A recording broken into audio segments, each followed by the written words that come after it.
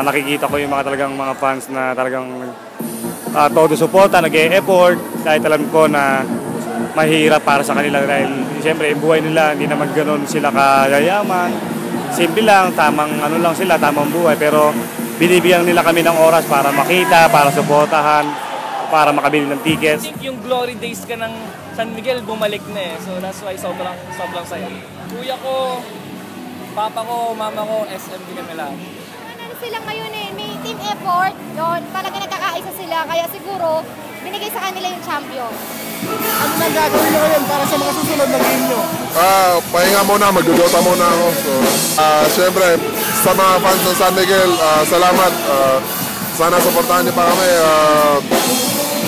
sa mga susunod pang conferences namin.